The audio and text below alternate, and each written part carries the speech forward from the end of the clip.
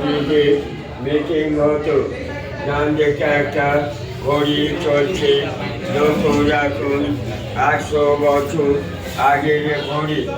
কেন ঘটে গেল?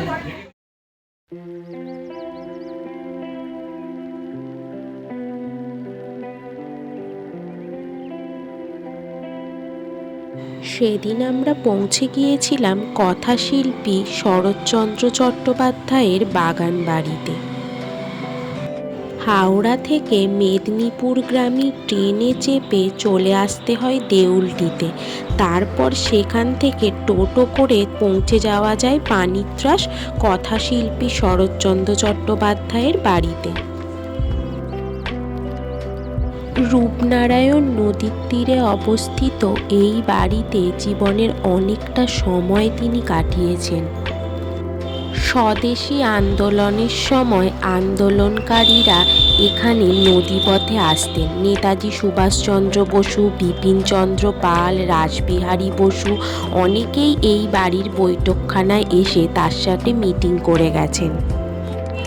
এই বাড়ির নিচের তলায় রয়েছে 3টি ঘর, প্রার্থনা গৃহ, বৈঠকখানা আর চিকিৎসালয়, আর উপরে রয়েছে 2টি শয়নকক্ষ। বাড়ির পিছন দিকে ছিল একটা ধানের মড়াই আর রান্নাঘর। রান্নাঘরটা 74-এর বন্যায় ভেঙে গিয়েছিল।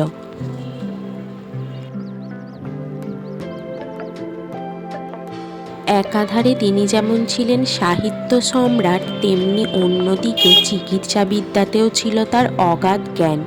জাত পাত ধর্ম নির্বিশেষে তিনি মানুষের সেবা করতেন।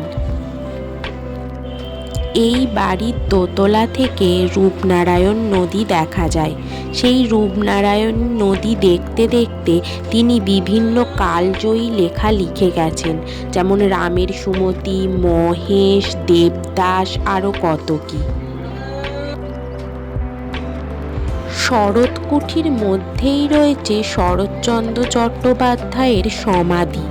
তার সমাধির পাশাপাশি স্বামী বেদানন্দ এবং শরৎচন্দ্র চট্টোপাধ্যায়ের স্ত্রী হিরণময়ী দেবীর সমাধিও এই বাড়িতেই উপস্থিত রয়েছে।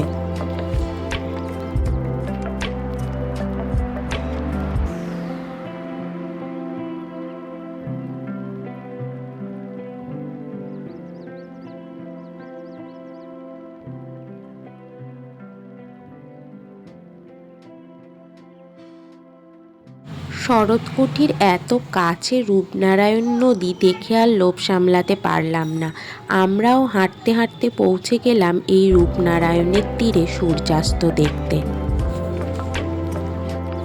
এখানে চারপাশে অনেক মেলা বসে, ছোট ছোট দোকান বসে, তার সাথে রয়েছে পিকনিক স্পট। ছুটির দিনে এখানে মানুষ পিকনিক করতে আসে। একটা সুন্দর দিন কাটালাম রূপনারায়ণের তীরে। তারপর সূর্যাস্ত দেখে ধীরে ধীরে বাড়ি ফেরার পথ ধরলাম। ভিডিওটা ভালো লেগে থাকলে একটা লাইক করে দিও, আর কমেন্ট, শেয়ার, সাবস্ক্রাইব করতে কিন্তু ভুলো না।